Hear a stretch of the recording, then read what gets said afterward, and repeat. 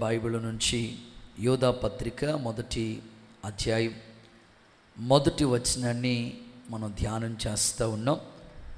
ఒకసారి చదువుదామా? మీ బైబిల్ గ్రంథాలు తెరిచి ఈ మాటలు చూద్దాం. యోధా పత్రిక మొదటి అధ్యాయం మొదటి వచనాన్ని ధ్యానిస్తే, యేసుక్రీస్తు దాసుడు యాకోబు సహోదరుడైన యోధా అనే మాటను గురించి మనం ధ్యానిస్తూ ఉన్నాం. గత రాత్రి యేసుక్రీస్తు అనే మాటను గురించి మనం ధ్యానించాం. యేసుక్రీస్తు యొక్క ఔన్నత్యం, యేసుక్రీస్తు ప్రభు యొక్క గొప్పతనం, యేసు ప్రభు ఎందుకు దేవుడో, ఆయన మనకిచ్చినవేంటో కొన్ని విలువైన మాటలు మనం ధ్యానించాం. ఈరోజు నేను మీతో చెప్పాలనుకున్న మాట దాసుడు అనండి. ఒకసారి మీ నోటితో దాసుడు, ఇన్ ఇంగ్లీష్ సర్వెంట్. పరిశుద్ధ గ్రంథాన్ని మనం అధ్యయనం చేస్తూ దేవుని మాటలు వినగలిగితే ప్రతి మాట మన జీవితాల్ని ప్రభావితం చేస్తాయి.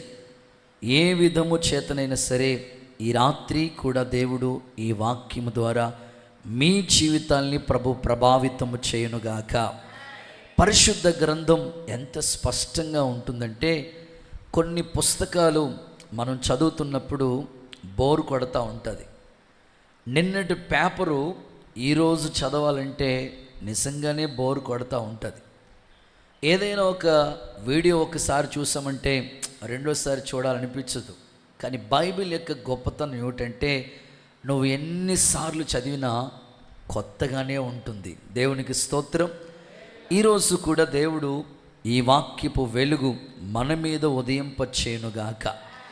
ఇక్కడ యూదా ఈ పత్రికను రాస్తూ యేసుక్రీస్తు దాసుడను అని మాట్లాడుతున్నాడు.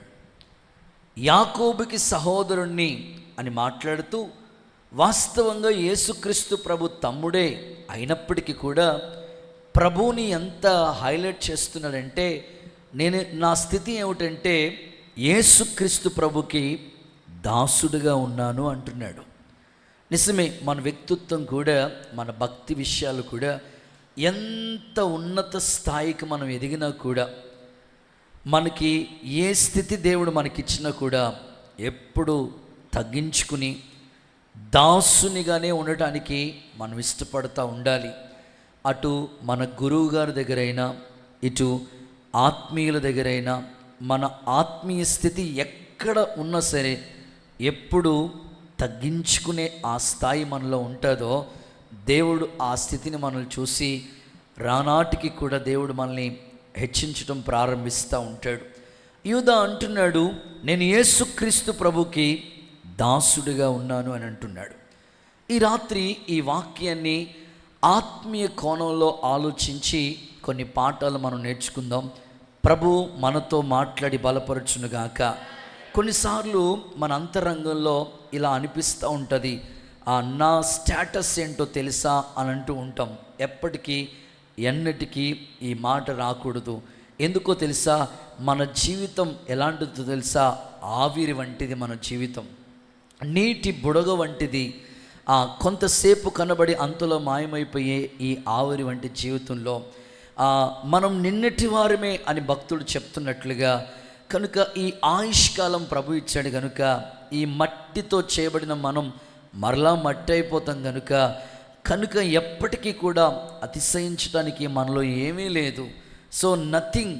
మనం ఏమై ఉన్నామో అది దేవుని కృప తప్ప వేరొకటైతే లేదు. అది గుర్తించి ఎప్పటికీ యేసుక్రీస్తు ప్రభుకి మనం దాసులుగానే ఉందాం. ఎట్టి కృప దేవుడు మీకు దయచేయునుగాక. యేసు ప్రభుని మీరు ఒక్కసారి గమనించండి. ఆయన యొక్క గొప్పతనం ఎంత గొప్పదంటే, ఆ నిత్యము కోట్లాను కోట్ల చేత, దేవదూతుల చేత పరిశుద్ధుడు పరిశుద్ధుడు అని నిత్యము కొనియాడబడుతున్నాడు. అన్ని నామముల కంటే ఆయన నామం ఉన్నతమైనది, పైనున్న నామం. ఇంత ఉన్నత స్థానంలో ఉండి కూడా ప్రభు శిష్యుల పాదాలు కడగటానికి అంతగా తగ్గించుకున్నారంటే మనం ఏ పాటి వాళ్ళమండి. ఎప్పటికీ ఆ మనస్సు మనలో కూడా రావాలి. అందుకే ప్రభు అంటారు, నేను సాత్వికుడిని, దీన మనసు గలవాడిని, కాబట్టి నా కాడి ఎత్తుకుని నా యొద్ద నేర్చుకోండి అన్నారు ప్రభు. ఆ పరలోక వైభవాన్ని విడిచిపెట్టి మన కొరకు దేవుడు దాసుని రూపాన్ని ధరించారట. అపోస్తులైన పౌలు పత్రికల్లో మాట్లాడుతూ యేసు ప్రభుని గురించి వర్ణిస్తూ ఉన్నాడు. ఇంత గొప్ప భాగ్యాన్ని కూడా విడిచిపెట్టి దాసుని రూపం ధరించి తనను తానే రిక్తునిగా చేసుకున్నారట ప్రభు. కాబట్టి ప్రభును చూసినప్పుడల్లా నిజమే కదా, ఇంత ఉన్నతమైన నామమైన ప్రభువే, ఇంత ఆధిక్యత కలిగిన ప్రభువే మన కొరకు ఈ లోకానికి దాసుడిగా వచ్చాడు. కొన్నిసార్లు మేము చాలామంది గృహాలకి ప్రార్థన చేయడానికి వెళ్తూ ఉంటాం. వాళ్ళు అంటుంటారు, పాస్టర్ గారు కనీసం మా ఇంట్లో కుర్చీ కూడా లేదండి, ఏమనుకోకండి పాస్టర్ గారు అంటుంటారు. నేనంటాను, అమ్మా యేసు ప్రభుని పుట్టినప్పుడు ప్రభు యేసు ప్రభు ఆ పుట్టికను గురించి మనం ధ్యానిస్తూ ఉన్నప్పుడు యేసు ప్రభుని ఆ పశువుల తొట్టులో పొరండబెట్టారమ్మా. మాకు అట్లాంటిది ఏమి లేదు, కింద చాపిచ్చినా కూర్చుంటాం. సో మేము ఏ స్థితిలోంచి వచ్చామో ఆ స్థితి మాకు ఎప్పుడు కూడా గుర్తుంటుంది. ప్రభువే తగ్గించుకున్నప్పుడు మనమే పట్టి వాళ్ళం. శిష్యులు పాదాలు కడిగేంతటిగా ప్రభు తగ్గించుకున్నారు. నేను ఒకసారి ఒక ఇంటికి ప్రార్థన చేయడానికి విజిటింగ్ అని వెళ్ళాను. వాస్తవంగా వాళ్ళ స్థితి చూస్తే 2 అంతస్తుల బిల్డింగ్, భార్యాభర్తలు ఇద్దరు కూడా గవర్నమెంట్ ఎంప్లాయీస్. కానీ వారు దేవుళ్ళలోకి వచ్చిన తర్వాత ఎంత తగ్గించుకున్నారంటే నాకే ఆశ్చర్యం అనిపించింది. నేను వెళ్ళిన వెంటనే, అన్నయ్య ఎప్పటి నుంచో అనుకుంటున్నావు, కూర్చోండి అన్నయ్య, కూర్చోండి అన్నయ్య. ఇద్దరు భార్యాభర్తలు ఇద్దరు వచ్చేసి నా కాళ్ళ మీద నీళ్ళు వేసి కాళ్ళు కడిగేస్తూ ఉన్నారు. అమ్మ నేను అంత యోగ్యుని కాదమ్మా, ఆ అయ్యగారు అట్లా కాదండి. మేము అనుకున్నాం దైవజనులు పాదధూళి మా ఇంట్లో అడుగు పెడితే చాలు. నిజంగా ఆ స్థితి ఉన్నతమైందే వాళ్ళది. కానీ ప్రభు ఎదుట ఎప్పుడు మనం తగ్గించుకునే ఉండాలి. దేవుని కృప మన మీద హెచ్చుగా నిలిచి ఉండునుగాక. గట్టిగా ఒకసారి ఆమేనని చెప్తారా? ఇక్కడ ఆయన అంటున్నాడు, నేను యేసుక్రీస్తు ప్రభుకి దాసుణ్ణి. ఈరోజు చాలామంది యేసు ప్రభుకి దాసులుగా లేరు. మరి వేటికి దాసులుగా ఉంటున్నారు చాలామంది అంటే, కొంతమంది పాపానికి దాసులుగా ఉంటున్నారు. ఒకప్పుడు మనం పాపంలో ఉండేవాళ్ళం, ఒకప్పుడు మనం పాపానికి దాసులుగా ఉన్నామేమో, కానీ ఇప్పుడు మాత్రం దేవునికి దాసులుగానే ఉండాలని పౌలు గారు తన పత్రికలో వర్ణిస్తూ వచ్చాడు. ఎప్పటికీ నువ్వు పాపానికి ఎడిట్ అయిపోకూడదు, దాసుడు కాకూడదు. మీరు కావాలంటే ఇది ఇంట్రడక్షన్లోనే ఈ మాట మీకు రిఫరెన్స్ రాసుకునే వాళ్ళు చెప్తాను, నోట్ చేసుకోండి. రోమా పత్రిక 6వ అధ్యాయం 17-18 వచనాలు మీరు చదువుకుంటే, ఒకప్పుడు మనం పాపానికి దాసులం, ఇప్పుడు నీతికి అండ్ దేవునికి దాసులు కావాలి అంటున్నాడు పౌలు. ఒకప్పుడు పూర్వం దోషకుడు, హింసకుడు, హానికరుడు. అయితే ఇలాంటి వ్యక్తిని దేవుడు మార్చాడు కనుక ఇప్పుడు ఆయన అంటున్నాడు, నేను దేవునికి దాసులై ఉన్నాను. దేవునికి నీతి ఎవరు? అబ్రహాము దేవుణ్ణి నమ్మినది అతనికి నీతిగా ఎంచబడిన నీతి ప్రభువే. దేవునికి మనం దాసులుగా ఉండాలి తప్ప ఎవ్వరికి మనం దాసులు కాకూడదు, పాపానికి దాసులు కాకూడదు. ఒక మాటలో చెప్పాలంటే, ఒక ప్రాంతంలో ఒక దెయ్యాన్ని అడ్డం పెట్టుకుని చాలామంది డబ్బు సంపాదిస్తున్నారు. అదొక వ్యాపారంగా చేసేసారు. ఆ ప్రాంతానికి దైవజనుడైన పౌలు వెళ్ళాడు. వెళితే ఆ దెయ్యాన్ని విడిపించాడు. ఆ దెయ్యం సాక్ష్యం ఇస్తుంది. ఏమనో తెలుసా? పౌలు చూసి, వీరు సర్వోన్నతుడైన దేవుని దాసులు. దేవునికి స్తోత్రం. పౌలు గారి గురించి దెయ్యమే సాక్ష్యం ఇచ్చింది, వీళ్ళు నిజంగా దేవుని దాసులు అని. కాబట్టి మనం ఎప్పటికీ దేవునికి దాసులు అవ్వాలి, కానీ పాపానికి దాసులు కాకూడదు. మరికొంతమందిని మీరు చూడండి, కొంతమంది సెల్ ఫోన్కి దాసులైపోతున్నారు. అంటే మొబైల్ వాడకూడదు అని నేను చెప్పను, నీడు అదొక అవసరతలో ఒక అవసరత. ఎవరికైనా ఫోన్ చేయాలన్నా, వీడియో కాల్ మాట్లాడాలన్నా, డబ్బులు పంపించాలన్నా, ఈమెయిల్ పంపించాలన్నా, వాట్సాప్ పంపించాలన్నా ఓకే. దానికి ఒక టైం ఉంది, దానికి ఒక పద్ధతి ఉంది. రాత్రంతా నువ్వు మెలకుగా ఉండి 12-1 గంట వరకు కూడా ఫోన్ చూసుకుంటూ ఉంటే ఆ ఫోన్కి నువ్వు ఎడిక్ట్ అయిపోయావు, బానిస అయిపోయావు, దాసుడైపోయావు. ఎట్టి పరిస్థితుల్లో పాపానికి కానీ ఫోన్స్ కానీ మనం బాగా ఎడిక్ట్ అయిపోతున్న ఈ చివరి దినాల్లో దేవునితో మాట్లాడుతున్నాడు. ఈ రాత్రి నువ్వు దాన్ని విడిచిపెట్టి దేవునికి దాసుడిగా మార్చబడదువుగాక. కొంతమంది టీకి దాసుడైపోతుంటారు. దాసుడంటే సింపుల్గా చెప్పాలంటే బానిస. ఆ సమయానికి టీ లేదనుకోండి, చిన్న ప్రాణం జారిపోతూ ఉంటుంది, ఇంకా లాడిపోతూ ఉంటారు. మాకు బైబిల్ ట్రైనింగ్ జరుగుతున్నప్పుడు, బైబిల్ క్లాసులు జరుగుతున్నప్పుడు ఓ బ్రేక్ ఇచ్చేవారు. మార్నింగ్ 9కి స్టార్ట్ అయ్యేది, 11 గంటల వరకు చెప్పి ఒక పావు గంట బ్రేక్ ఇచ్చేవారు. మరలా 11:15కి స్టార్ట్ అయ్యి 1 గంటకి ముగించేవారు. ఈ బ్రేక్ ఎందుకంటే మంచినీళ్ళు తాగొస్తారేమో, ఎక్కువసేపు కూర్చోవడం కష్టం కదా, ఫేస్ వాష్ చేసుకుని వస్తారేమో అని ఓ బ్రేక్ ఇస్తే ఆ టైంలో గేట్ అవతలికి వెళ్ళిపోయి టీ తాగి వచ్చేసేవారు కొంతమంది బ్యాచ్. ఏసన్న గారు గమనించి, కొంతమంది తాగుబోతోళ్ళు ఉంటారు అని చెప్పి, వాళ్ళేమో ఆ తాగుతూ ఉంటే వీళ్ళేమో టీ తాగేతా ఉన్నారు అని. టీ కాఫీలంతా మీ ఆరోగ్యానికి క్షేమం కలిగించు. ఎప్పుడో ఒకసారి అంటే ఇంకా మీకు అలవాటు అయిందంటే అనుకోండి, అసలు అవి దానివల్ల మీకు యూజ్ ఏం లేదు. అవసరమైతే ఫ్రూట్స్ తినండి, దేవుడికి స్తోత్రం, మీ ఆరోగ్యాన్ని కాపాడుకోండి. టీకి దాసులు అవ్వకండి.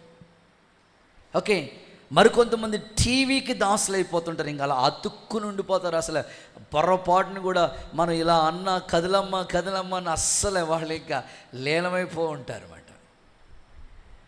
మరికొంతమంది సీరియల్కి దాసులు అయిపోతూ ఉంటారు అన్నమాట. నెక్స్ట్ ఎపిసోడ్ ఏంటి, నెక్స్ట్ ఏం జరుగుతుంది, ఏమీ లేదు.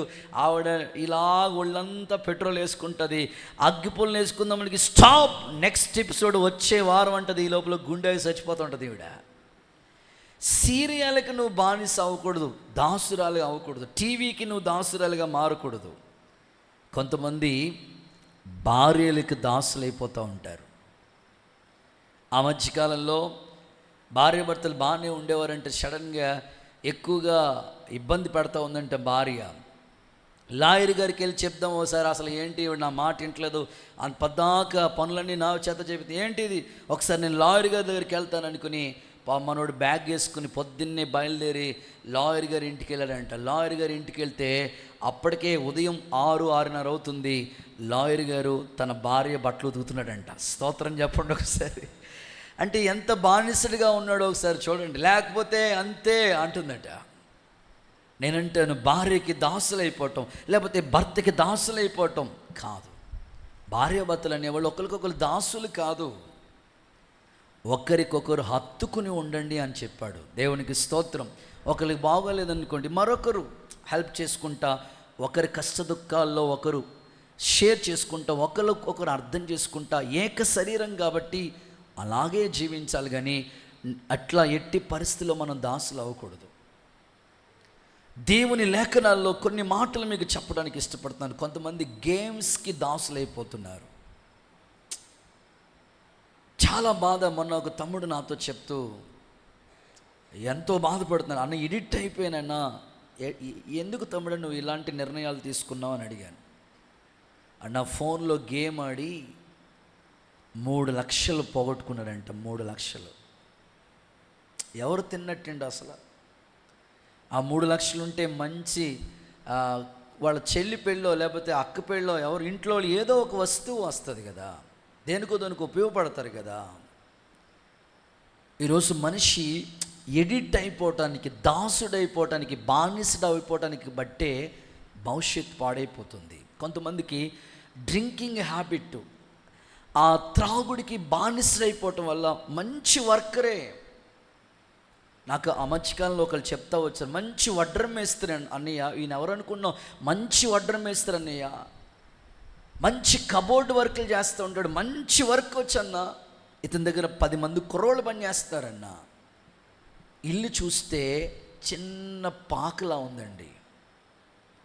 10 మంది కుర్రోళ్ళు అతని దగ్గర పని చేస్తున్నారంటే 2 పిల్లలు ఉన్నారంటే ఎట్లా ఉండాలండి తన స్థితి? వచ్చిన డబ్బల్లా తాగేస్తూ ఉంటాడు అన్నయ్య. ఈరోజు చాలామంది బానిస వ్యసనం అనేది మనిషిని నీరైపోయినట్లుగా చేస్తుందండి.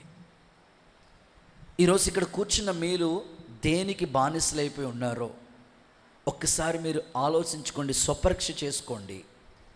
ఈరోజు మనమందరం దేవునికి బానిసలుగా మార్చబడదుముగాక, దేవునికి దాసులుగా మారుదుముగాక.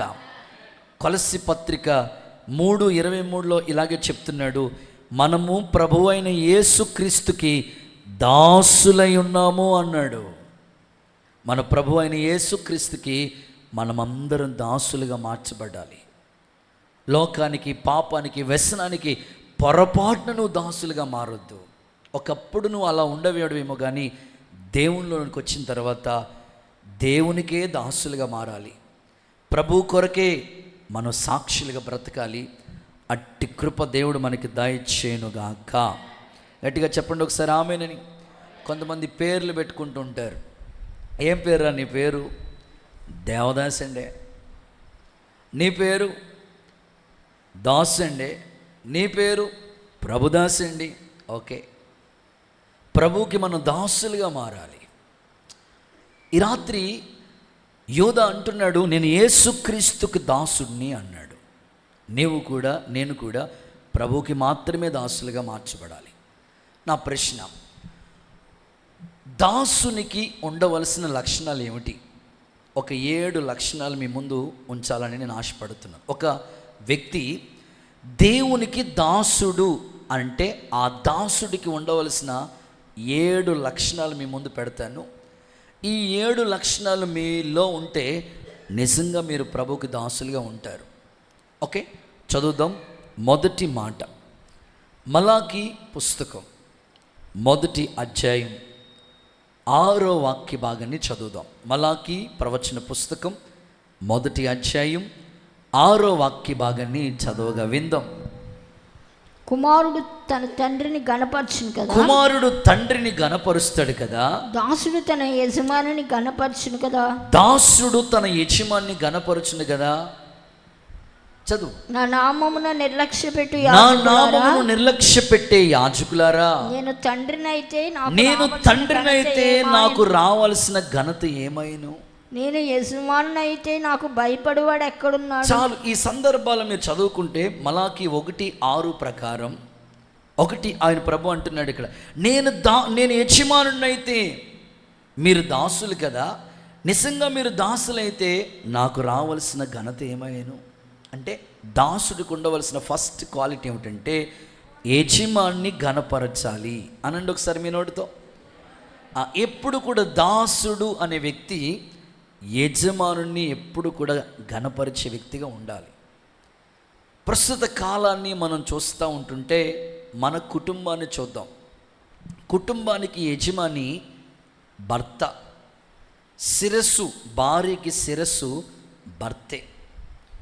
ఎప్పుడు కూడా స్త్రీ తన భర్తని గౌరవిస్తూ ఘనపరిచే స్థానంలోనే ఉండాలి. దేవుడు ఆ స్థానంలో ఇచ్చాడు కనుక కుటుంబ యజమానిగా దేవుడు మనిషిని చేసేటప్పుడు, పురుషుణ్ణి చేసేటప్పుడు తన పోలికలో, తన స్వరూపంలో ప్రభు చేశాడు. అయితే స్త్రీని నిర్మించినప్పుడు పురుషుని ప్రక్కటెముకలోంచి ఒక ఎముకగా చేయబడ్డారు. ఖచ్చితంగా స్త్రీ యజమానుడైన తన భర్తని ఎప్పుడూ ఘనపరిచే స్థానంలోనే ఉండాలి. No doubt.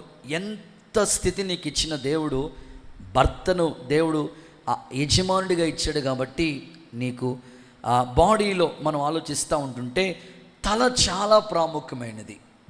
తల ద్వారానే ఇప్పుడు మనం ఎక్కడికైనా వెళ్ళాలంటే, ఇప్పుడు కాళ్ళు ముందుకు మూవ్ అవ్వాలంటే తలలోంచే కదండి ఆలోచన రావాలి. చేతులతో మనం ఏమైనా చేయాలన్నా తలలోంచే కదా ఆలోచన రావాలి. పురుషుడిని దేవుడు ఏ స్థానంలో ఉంచాడో ఒకసారి మీరు ఆలోచించండి.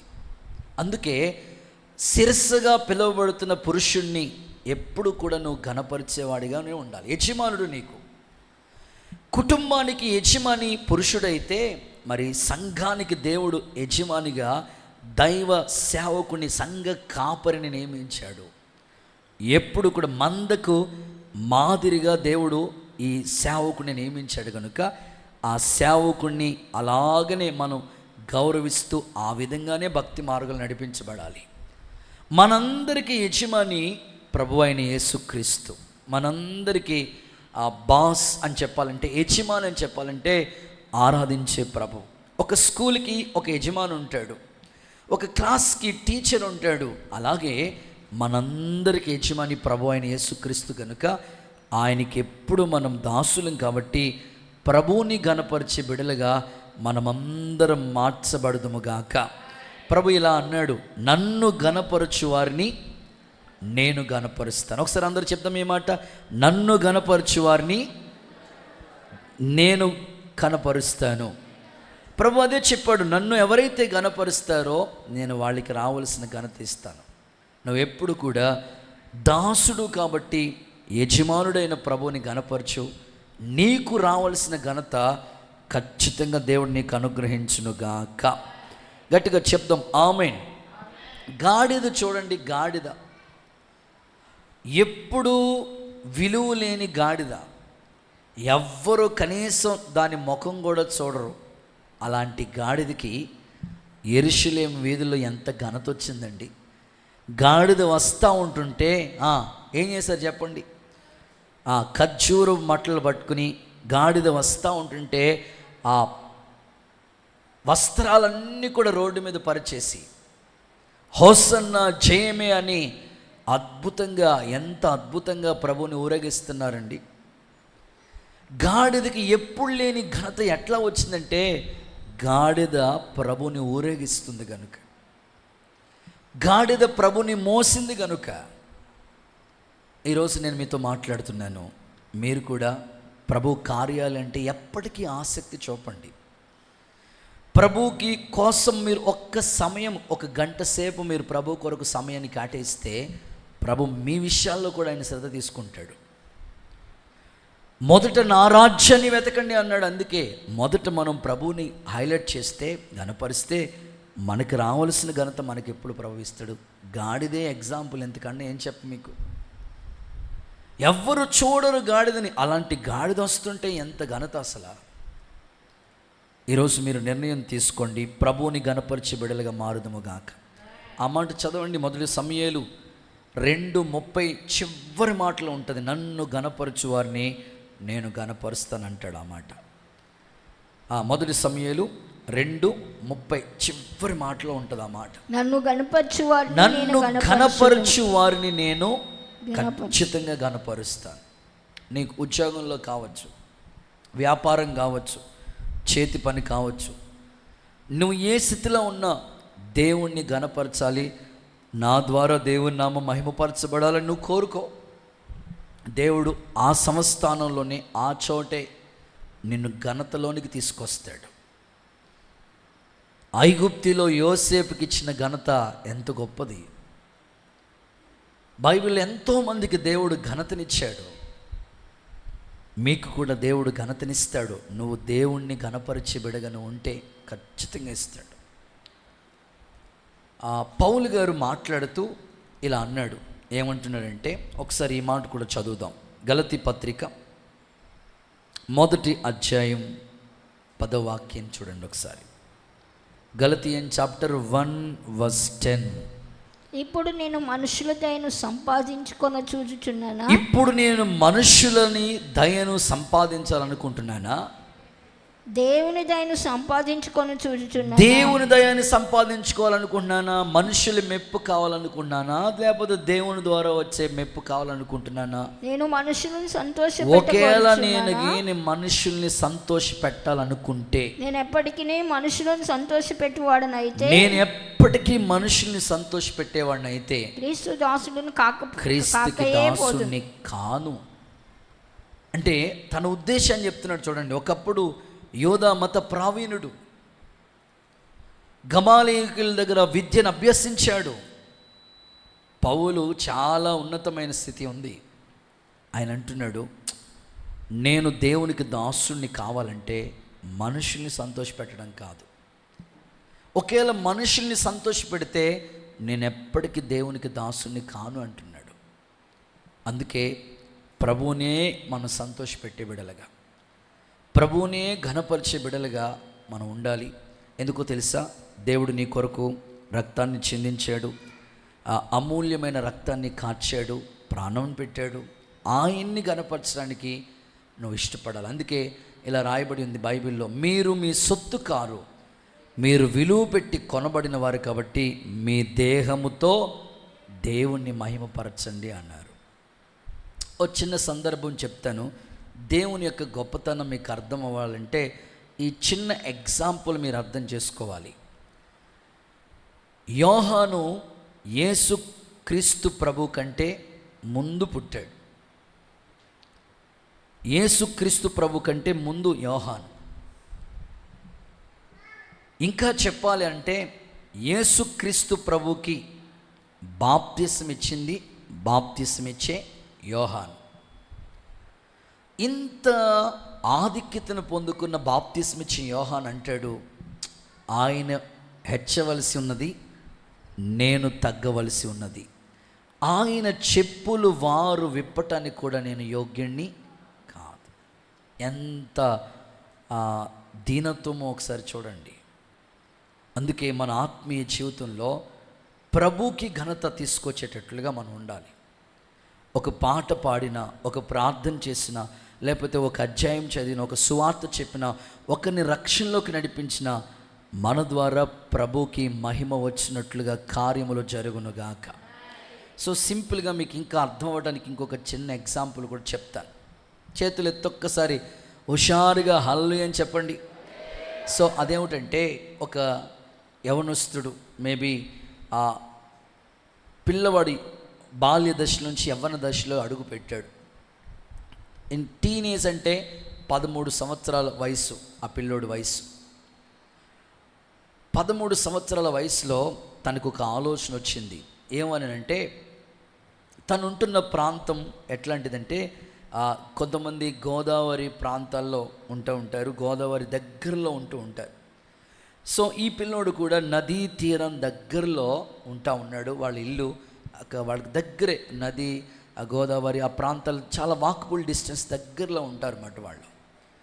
తను చూసి ఇలా అనుకున్నాడు. రోజు ఏమనుకున్నాడంటే, నేను ఆ నదీ తీరం దగ్గరికి వెళ్ళి చూస్తున్నప్పటికీ చాలా పడవలు ఆ గోదావరి ప్రాంతాల్లో వెళ్తూ ఉన్నాయి. అటువైపుకి ఇటువైపుకి కొన్ని పడవలు ప్రయాణం చేస్తూ ఉన్నాయి. తను అనుకున్నాడు, ఎప్పటికైనా సరే ఈ పడవ ఎక్కాలని ఆశ అయితే తనకున్నది, ఆలోచనలో ఉన్నది, ఈ పడవ ఎక్కాలి అని నిర్ణయం తీసుకున్నాడు. సో వాళ్ళ నాన్న ఒప్పుకోవట్లేదు. ఒరే వద్దురా బాబు, నీటిలో ప్రయాణం వద్దు అని అంటూ ఉండేవాడు.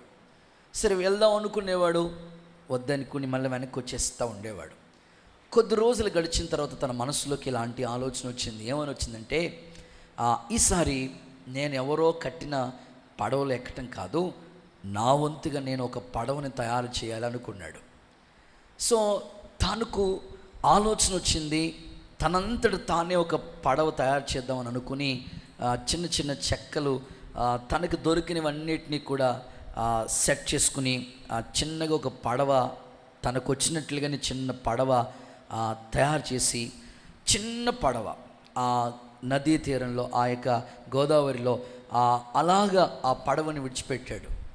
చక్కగా ప్రతిరోజు స్కూల్కి వెళ్ళి సాయంకాలానికి వచ్చినప్పుడు ఆ పడవ దగ్గరికి వెళ్ళి ఆడుకుంటా కొంచెం ఇట్లాగా అంటూ ఉండేవాడు. దాంట్లో ఎక్కి ఇలా వెళ్తూ ఉండేవాడు. వాళ్ళ నాన్న చూసాడు, ఒరి బాబు నీటిలోకి వెళ్ళిపోతాడేమని ఆ నీళ్లు లేని కొంచెం మాత్రమే ఇసుక ఉండి, కొంచెం మాత్రమే వాటర్ ఉండే ఆ ప్లేస్లో, ఇక్కడ ఆడుకోరా, లోపలికి వెళ్ళొద్దు, ప్రమాదం, ఇబ్బంది పడతావు అని చెప్తే, సరే నాన్నని ఆ ఇసుక దగ్గరలోనే కొంచెం వాటర్ ఉండే దగ్గరికి వెళ్ళి ఆ పడవ తీసుకుని ఆ పడవలోకి వెళ్ళి ఆడుకుని, మరలా ఆ చిన్న ఆ పడవని ఎక్కడ ఒక చిన్నది ఒక ఉంటే అక్కడ కట్టేసి మరలా వచ్చేసేవాడు ఇంటికి. ఇలాగ రోజు సాయంకాలం వెళ్ళేవాడు, స్కూల్ నుంచి వచ్చిన వెంటనే ఆడుకునేవాడు, మరలా అక్కడ పడవ కట్టేసి వచ్చేస్తూ ఉండేవాడు. రోజులు గడుస్తూ ఉన్నాయి. సడన్గా ఆ రోజు రాత్రి ఆడుకోవటానికి వెళ్ళాడు, ఆ పడవలో ఆడుకున్నాడు, వచ్చేసాడు ఇంటికి. సాయంకాలం రాత్రి వాతావరణం, క్లైమేట్ అంతా మారిపోయింది, ప్రకృతి అంతా మారిపోయిన తర్వాత సడన్గా వర్షం, గాలివాన ప్రారంభించబడింది. ఉదయకాలానికి లేచి చూస్తే తను ఆ పడవ దగ్గరికి వెళ్ళి చూస్తే ఆ ఇసుక కొంచెమే ఉంది, వాటర్ కొంచెం ఉన్న ప్లేస్లో ఉందేమో. ఈ గాలి వానకి ఆ పడవ, చిన్న సైజులో పడవ తయారు చేసుకున్నాడేమో, బాగా కొట్టుకుని వెళ్ళిపోయింది. చాలా బాధ కలిగింది. అయ్యో, నా చేతులతో తయారు చేసుకున్నాను ఈ పడవ, ఎంతో కృషి చేశాను ఈ పడవ, అయ్యో ఈ గాలివానికి కొట్టుకుని పోయిందనుకుని చాలా బాధపడ్డాడు. ఎట్లా, నాకు మరలా అదే పడవ కావాలనుకున్నాడు. ఎక్కడొస్తుంది? కొట్టుకుని పోయింది మరలా వస్తుందా చెప్పండి? రాదు, అవకాశమే లేదు. చాలా బాధతో తిరిగి ఇంటికి వచ్చేసాడు. అవును, మన జీవితాల్లో కూడా ఏదైనా పోగొట్టుకుంటే చాలా బాధపడుతూ ఉంటాం. అయ్యో, డబ్బులు పోయినా, ఆరోగ్యం పోయినా, ఏది పోయినా చాలా బాధ ఉంటుంది మనకి. సో ఈ పిల్లోడి పడవని పోగొట్టుకున్నందుకు చాలా బాధపడుతూ వెనక్కి ఇంటికి వచ్చేసాడు. వాళ్ళ నాన్నగారితో చెప్పాడు, ఏం బాధపడొద్దులేరా అన్నాడు. సరే, రోజులు గడుస్తూ ఉన్నాయి. ఒకరోజు షాప్కి వెళ్ళాడు అన్నమాట. వాళ్ళ నాన్నగారు ఏదో ఒక వస్తువు కొనటానికని తీసుకుని వెళ్ళాడు. తీసుకుని వెళ్ళిన తర్వాత తీసుకుని వెళ్తే ఒక్కొక్కటి చూస్తూ ఉన్నాడు. ఒక్కొక్క వస్తువు కనబడుతుంది. అక్కడ బాల్ కనబడింది, ఆ క్రికెట్ బ్యాట్ కనిపించింది, ఇంకొక వస్తువు కనబడింది, ఈ యొక్క గడియారం కనిపించింది. అతనికి అన్నీ చూస్తున్నాడు. ఇంకా కొంచెం ముందుకు వెళ్తున్నాడు, ఇంకా చూస్తున్నప్పటికీ ఓ చిన్న పడవ ఆ షాపులో కనబడుతుంది. వెంటనే చూసిన వెంటనే, ఇది నేను తయారు చేసుకున్న పడవే కదా, ఇది నా పడవే కదా. వెంటనే తీసుకుని ఆ పడవ అంటున్నాడు, ఇది నాది అని అంటున్నాడు. వెంటనే షాపు ఓనర్ అంటున్నాడు, నీది కాదు బాబు, నేను దీన్ని కొన్నాను, నీకు కావాలంటే నువ్వు కూడా డబ్బు పెట్టి కొను అంటున్నాడు. కుదరదు, ఇది నాది. వాళ్ళ డాడీ అక్కడే ఉన్నాడు. ఒరే బాబు, ఇది షాప్ మంది కాదు, మనం కొనుక్కోవడానికి కొనొచ్చాం, ఇది నీదంటావేంటి షాప్లోకి వచ్చి? కుదరదు. లేదు డాడీ, నా చేతులతో నేనే చేసుకున్న పడవిది. అప్పుడు మరి ఏమైందిరా? ఇది గాలి వానికి కొట్టుకుపోయింది కదా డాడీ. మరలా ఇదిగో ఈ షాప్లోకి వచ్చింది. వెంటనే ఆ షాప్ ఓనర్ అంటున్నాడు, ఓకే, ఈ పడవ నీదే, పట్టుకుని అయితే దీన్ని డబ్బు పెట్టి కొనుక్కుని వెళ్ళి నీవు, అప్పుడు నీదవుతుంది. ఆ పిల్లోడు డబ్బు పెట్టి కొంటూ ఇలా అంటున్నాడు. ఏమన్నాడు తెలుసా? నా చేతులతోనే చేసిన పడవిది, అయినా గాలి వానికి వచ్చినప్పుడు మొత్తం కొట్టుకుని పోయింది. మరలా ఇది నా సొంతం అవటానికి నేను డబ్బు పెట్టి కొంటా ఉన్నాను. సో ఈ కథలో నేను చెప్పాలనుకున్న నీతి ఏమిటంటే, నిజమే, ఆయన చేతులతోనే మనల్ని చేశాడు, ఒకప్పుడు ఆయన రూపంలోనే మనల్ని చేశాడు. కానీ మనం అనేకమైన పాపం అనే గాలి వానలకి, చీకటనే వ్యసనాలకి కొట్టుకుని వెళ్ళిపోయిన మనల్ని మరలా రక్తం పెట్టి, లేకపోతే సాతాను కబంధ హస్తాలకు వెళ్ళిపోయిన మనల్ని రక్తం వెలపెట్టి మనల్ని కొన్నాడు. అందుకే ప్రభు ఆ మాట అన్నాడు పౌలు ద్వారా, మీరు వెలపెట్టి కొనబడిన వారు మీ సొత్తు కారు, కాబట్టి మీరు మనుష్యులకి దాసులు అవ్వద్దు అన్నాడు. మీరు విలువ పెట్టి కొనబడిన వారు. దేవుడు మనకి ఎంత వాల్యూ ఇచ్చాడు తెలుసా? నీ రక్తం, నీ విలువ ఎంత తెలుసా? యేసు ప్రభు ప్రాణం అంత విలువ నీకు. నిన్ను వెలపెట్టి కొన్నాడు ఆయన, కాబట్టి ఆయన్ని ఎప్పుడు నువ్వు గణపరిచేవాడిగానే ఉండాలి. ప్రభు ఇలాంటి మనసు నీకు దేవుడు దయచేయనుగాక. రెండో మాటలోకి వెళ్తున్నాను, సెకండ్ వన్. ఒకటి, యజమాని నువ్వు ఎప్పుడు కూడా గణపరిచేవాడిగానే ఉండాలి. దాసుడికి ఉండవలసిన రెండవ లక్షణం ఏమిటంటే, లూకాసు సువార్త 12వ అధ్యాయం 37వ వాక్యం చూడండి ఒకసారి. లూకాసు సువార్త 12 అధ్యాయం 37 వాక్యం. ప్రభు వచ్చి ఏ దాసుడు మెలకుగా ఉండుట కనుగొనునో ఆ దాసుడు ధన్యుడు. చాలు. రెండవ మాట మనం చూస్తే, దాసుడికి ఉండవలసిన సెకండ్ క్వాలిటీ ఏంటయ్యా అని అంటే, మెలకుగా ఉండాలి అనండి ఒకసారి మీ నోటితో. మీ పక్కోళ్ళకి చెప్పండి ఆ మాట ఒకసారి. మెలకుగా ఉండాలి. మెలకుగా ఉండాలంటే రాత్రంతా నిద్రపోకుండా, కళ్ళు ఆర్పకుండా అట్టగా సోత్తా ఉండాలని కాదు. మెలకు అంటే అది కాదు. వాస్తవంగా ఒక వాచ్మెన్ చూస్తే గేట్ దగ్గర ఉండేవాళ్ళు గేట్ కీపర్ కావచ్చు, నైట్ వర్క్ చేసే అనేకమైన హాస్పిటల్స్లో కానీ కంపెనీల్లో కానివ్వండి వాచ్మెన్ ఉంటాడు. ఎంతో మెలకుగా ఉంటాడు ఆయన. మన జీవితాల్లో కూడా దాసుడికి ఎప్పుడు మెలకు ఉండాలి. యజమానుడు మనకు పని అప్పగించాడు, యజమాను మనకెంతో బాధ్యత ఇచ్చాడు. ఆ బాధ్యత మనం నెరవేర్తించడానికి ఎప్పుడు మేల్కునే ఉండాలి. మెలకు అంటే చెప్తాను.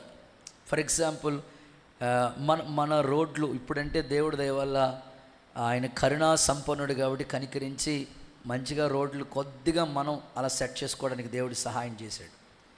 ఒకప్పుడు బండి రావాలన్నా కనీసం నడిచి రావాలన్నా జారి స్కిడ్ అయిపోతూ ఉండేది. వర్షం పడితే ఇంకా చిన్న సైజు చెరువులాగా అయిపోతుంది. దమ్ము చేసినప్పుడు చేయలు ఎలా ఉంటుంది అలా ఉండేది. మన ప్రాంతం మీరు కూడా చాలా ఆ బాధల్లో మనం పడ్డాం. అయితే వర్షం పడినప్పుడు రోడ్ అంతా కంకర రోడ్డు బాగా బురదగా ఉంటుంది. నువ్వు ఆరాధనకు రావాలి, మందిరానికి వచ్చేటప్పుడు ఆ కంకర రోడ్డు బురదలోంచి నువ్వు మందిరానికి రా. వర్షం పడ్డది, రోడ్డు అంతా బురదగా ఉంది. నీ ఆశ ఏమిటంటే ఎప్పుడు ప్రార్థనకు వచ్చిన తెల్లని బట్టలు వేసుకుని రావాలని ఆశ. ఓకే, తెల్లని బట్టలు వేసుకుని వస్తున్న రోడ్డు వరకు బాగానే వచ్చావు. ఈ బురదలోంచి రావడానికి నువ్వు వేసుకున్న చెప్పులేమో పారగన్ చెప్పులు. ఆ బురదలో మనం లెఫ్ట్ రైట్ అని నడుచుకుని వచ్చామనుకోండి, షమ్మ క్యాంపస్ దగ్గరికి వచ్చినప్పటికీ ఆరెంజ్ కలర్ డ్రెస్ అయిపోద్ది మనకి కదా. సో ఎందుకు ఈ మాట చెప్తున్నానంటే మన ఎదుట బురద ఉన్నప్పుడు ఏం చేయాలా? వేసుకున్న తెల్లని బట్టలే ప్యాంట్ కొంచెం మడత పెట్టి ఆ చెప్పులో చేత్తో పట్టుకుని జాగ్రత్తగా నడుచుకుని వస్తే దాన్ని ఏమంటారు? మెలకువ అంటారు. సో అలాగే ఇది భౌతిక సంబంధమైనది. ఆత్మీయ విషయంలో కూడా మేలుకుని ఉండాలి మనం. సాతానుడు మనల్ని ఏదో విధంగా మన భక్తిలోంచి చల్లార్చాలని, కృంగదీయాలని, బాధలు మరలా గుర్తు చేయాలని ఎన్నో ప్రయత్నాలు చేస్తూ ఉంటాడు వాడు. నువ్వు వెంటనే మెలకు, నువ్వు దాసుడు కాబట్టి, నీకు యజమానుడు ఉన్నాడు కాబట్టి మెలకు కలిగి ఉండాలి. నువ్వు ప్రభు రాకడను గురించి ఈ మాట చెప్తూ ఉన్నాడు. యజమానుడు ప్రొద్దుగుంకు వేళ వస్తాడో తెలియదు, అర్ధరాత్రి వేళ వస్తాడో తెలియదు, ఉదయకాలం వస్తాడో తెలియదు, ఎప్పుడు వస్తాడో తెలియదు. కాబట్టి ఎప్పుడు మెలకుగా ఉండాలి. క్రైస్తవుడు మెలకుగా ఉండాలి, మేల్కుని ఉండాలి. ఆత్మీయ జీవితంలో మందమతులై ఉండకూడదు, మత్తులై ఉండకూడదు, మేల్కునే ఉండాలి. ఆ రాకడ దినం ఎలా ఉంటుందో తెలియదు కనుక మెలకుగా ఉండండి అని ప్రభు చెప్పాడు. ప్రభు చెప్పిన మాటలు ఇదే. లూకాసు వార్త 21వ అధ్యాయంలో మీరు 34 నుంచి చదవండి. ఎంత మెలకువ కలిగి మనం ఉండాలో అక్కడ చెప్తా వచ్చాడు. 34 నుంచి లూకాసు వార్త 21వ అధ్యాయం 34 నుంచి 36 వరకు చదవండి.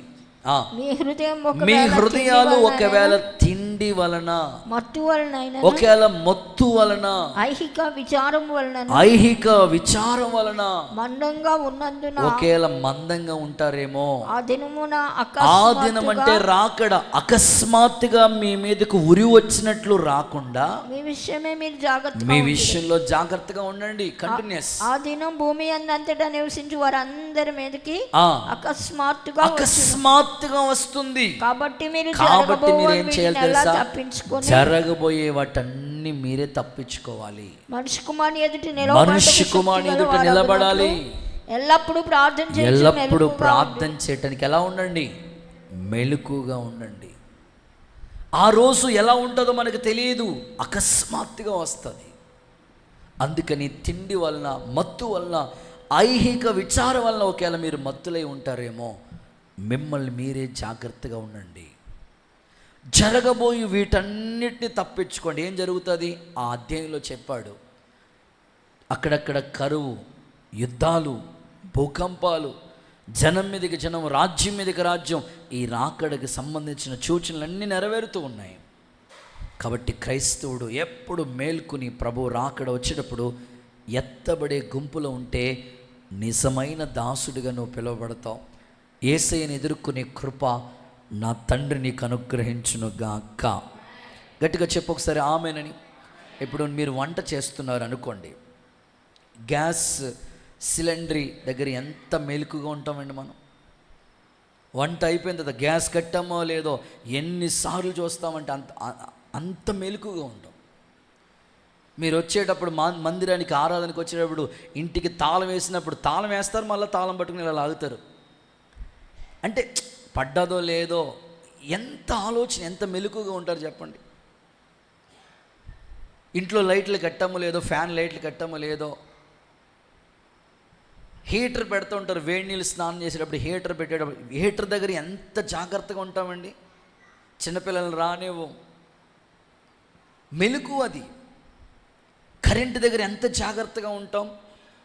అలాగే ప్రభు రాకడలో ఎత్తబడే గుంపులో నువ్వు ఉండాలంటే, జరగబోయే వీటిని తప్పించుకోవాలంటే మెలకుగా ఉండి ప్రార్థించండి. ఒక్క గడి అయినా మీరు మేలుకొనలేరా? శిష్యుల్ని ప్రభు అడిగారు. ప్రభు ఎదుట నిలబెట్టేది ప్రార్థనా శక్తి. జరగబోయి వీటన్నిటి తప్పించుకుని మనుష్య కుమారుని ఎదుట నువ్వు నిలబడాలంటే మెలకు కలిగి ప్రార్థన చేయని చెప్పారు ప్రభు. ఆత్మీయ జీవితంలో ఎప్పుడు మెలకు కలిగే ఉండాలండి. మీకు ఇంకా అర్థమయ్యేటట్లుగా చెప్తాను. ఒకసారి చేతులు ఎత్తి ఒకసారి హల్లెలూయా అని చెప్పండి. ఆ ప్రకటన గ్రంథంలోకి రండి. ప్రకటన గ్రంథం 16 చదవండి ఒకసారి. మనకి కావలసిన మెలకువను గురించి అక్కడ మాట్లాడుతున్నారు యోహాను. ప్రకటన 16 దొంగవలే వచ్చుచున్నాడు. ఇదిగో ప్రభు దొంగవలే రాబోతున్నాడు. తాను దిగంబరుడుగా సంచరించుచున్నందున జనులు తమ దిశములను చూతురేమని మెలకుగా ఉండి తమ వస్త్రాలు కాపాడుకునేవారు ధన్యులు. రక్షణ వస్త్రాన్ని కాపాడుకునే విషయంలో నీకెప్పుడు మేలుకునే ఉండాలి. దేవుడు నీకు ఇచ్చిన రక్షణ వాల్యుబుల్. నువ్వు పొందుకున్న విలువైన రక్షణ కాపాడుకుంటూనే రక్షణ వస్త్రాన్ని పోగొట్టుకోకూడదు. ఆ రక్షణ కాపాడుకుంటూ, రక్షణలో ఎదుగుతూ, సొంత రక్షణ భయముతో వణుకుతో కాపాడుకోవాలి. అదే చెప్తున్నాడు అక్కడ. ఆయన వచ్చినప్పుడు మీ వస్త్రాన్ని కాపాడుకోండి అన్నాడు. రక్షణ వస్త్రం కాపాడుకోవాలండి. మీరు బైబిల్లో చదువుకుంటూ వెళితే, నోవాహు ఒకప్పుడు నీతిమంతుడే. వాడు కట్టాడు, తన ఇంటోళ్ళని రక్షించుకున్నాడు, అంతవరకు బాగానే ఉంది. మెలకు లేకుండగా ద్రాక్ష తోట వేసి ద్రాక్షరసం తాగి మత్తుడై వస్త్రహీనుడైపోయాడు. వస్త్రాన్ని పోగొట్టుకున్నాడు. ఇంకా బైబిల్లో చదివితే, యెరూషలేములో ఉండవలసిన వ్యక్తి యెరికోకు దిగి వెళ్ళిపోతున్నాడు. అలా ఆ వస్త్రాన్ని ఎలాగ సాతానుగాడు పోగొట్టాడు తెలుసా? వాడు ఆ వ్యక్తి యొక్క వస్త్రాల్ని లాగి కొట్టి కొరప్రాణంతో విడిచిపెట్టాడు. సాతానుగాడు నీ రక్షణ వస్త్రాన్ని పోగొట్టాలని ప్రయత్నిస్తూ ఉంటాడు. అందుకే నువ్వు మెలకుగా ఉండాలి. ప్రభు చెప్పిన ఉపమానాలు ఇంకా చదువుతూ ఉంటే, ఒక విందు జరుగుతుందంట. అందులో కూర్చున్న వాళ్ళందరినీ ఆ ప్రధాని గమనిస్తూ ఉంటుంటే, పెండ్లి వస్త్రం ధరించుకోలేని వ్యక్తి అక్కడ ఉన్నాడు. ఈరోజు కూడా చాలామందికి రక్షణ వస్త్రం లేని వాళ్ళు ఎంతోమంది ఉండిపోయారు. ఈరోజు దేవుడు మాట్లాడుతున్నాడు, నీకు రక్షణ లేకపోతే అసలు ఎత్తబడే గుంపులో మనం ఉండలేం. కాబట్టి మెలకుగా కలిగి ఉండు అని ప్రభు గుర్తు చేస్తున్నాడు. ఒకసారి చేతులు ఎత్తి ఒకసారి హల్లెలూయా చెప్తారా? ఇంకాస్త గట్టిగా చెప్తారా? ఈ రాజమండ్రి ప్రాంతంలో ఒకసారి నేను ఒక బరియల్ కార్యక్రమానికి వెళ్ళవలసి వచ్చింది. నేను కొంతమంది సేవకులు కలిసి ఆ సమాధి కార్యక్రమానికి వెళ్ళాం. ఓ తల్లి చనిపోతే, పెద్దావిడే చనిపోయింది. ఓ పాస్టర్ గారు వైఫ్ మాట పాస్టర్ గారు చనిపోతే, ఆ సమాధి కార్యక్రమం కొరకు సేవకులందరం తెలిసిన వాళ్ళే మంచి సేవ చేశారు. ఒకసారి ఆ ఆఖరి చూపు కదని వెళ్ళామన్నమాట. బస్సు మీద వెళ్ళాం. వెళితే అక్కడ బరియల్ గ్రౌండ్ ఎక్కడికైనా తీసుకెళ్ళాలంటే అక్కడ కోటి లింగాల రేవు అని ఉంటుంది. తెలిసి ఉంటుంది మీలో చాలామందికి. రాజమండ్రి కోటి లింగాల రేవు అని ఒక ప్లేస్ ఉంటుంది. అక్కడికి వెళితే అక్కడ 3 ప్లేసెస్ ఉన్నాయి. క్రిస్టియన్స్ అందరినీ ఓ పక్కన బరియల్ చేయాలి, సమాధి చేయాలి. కొంచెం పక్కకి వెళితే ముస్లిమ్స్ అందరినీ ఓ పక్కన, హైందువులందరికీ ఓ పక్క. సో అక్కడ అలా సెట్ చేశారు, 3 విధాలుగా సెట్ చేసినారు అనమాట. అక్కడ ఒక వ్యాన్ అన్నమాట. ఎవరైనా చనిపోతే బాడీని తీసుకురావడానికి ఒక ఆయన పేరు కూడా ఆ వ్యాన్ మీద రాస్తారు. నేను కూడా నోట్ చేశాను. అది ఏం పేరు అంటే ఆయన పేరు పట్టపగల వెంకట్రావు. స్తోత్రం చెప్పండి ఒకసారి. అర్ధరాత్రి కాదు, పట్టపగల వెంకట్రావు ఆయన పేరు అన్నమాట. ఆ వ్యాన్ని ఇలాంటి సోషల్ కార్యక్రమాలకి ఆయన ఆ వ్యాన్ని, డ్రైవర్ని ఆయనే పెట్టి ఇలాంటి ఎమర్జెన్సీ ఏదైనా ఉంటే వెంటనే పంపిస్తూ ఉంటారన్నమాట. విచిత్రం ఏమిటంటే మేము అక్కడికి వెళ్ళి 11 గంటలకు వెళ్ళాం. అక్కడికి 2 గంటల వరకు అక్కడ కార్యక్రమం జరుగుతూ ఉంది. 12, 1 గంట, 3 గంటలు పట్టింది మేము లోపలికి వెళ్ళి రావడానికి. ఎందుకని అంటే అది అంత ఇసుక నేలే, జస్ట్ కొంచెమే ఇలా పాతి పెట్టడం వచ్చేయటం అండి. బాడీలు వస్తానే ఉన్నాయి, పాతిపెట్టి వాళ్ళు పాతి పెడుతున్నారు, వెళ్ళి వాళ్ళు వెళ్తున్నారు, వస్త్రం అస్సలు ఖాళీ లేదు గ్రౌండ్, అసలు బరియల్ గ్రౌండ్. నేను అనుకున్నాను, రక్షణ లేకుండా ఎంతమంది చనిపోతున్నారో. రక్షణ వస్త్రం లేకుండా ఉండేవాళ్ళు కొంతమంది అయితే, ఉన్న రక్షణని పోగొట్టుకునే వాళ్ళు మరి కొంతమంది అయిపోతున్నారు. అందుకే మెలకుగా ఉండండి అంటున్నాడు ప్రభు. మీ రక్షణ కాపాడుకోవటానికి, ప్రార్థన జీవితాన్ని కాపాడుకోవడానికి, రాకళ్ళు ఎత్తపడటానికి మెలకువ మీకు దేవుడు దయచేయునుగాక. 3, దాసుడికి ఉండవలసిన 3వ లక్షణం. పేతురు రాసిన మొదటి పత్రిక 2వ అధ్యాయం 16వ వాక్యం. 1 Peter 2:16.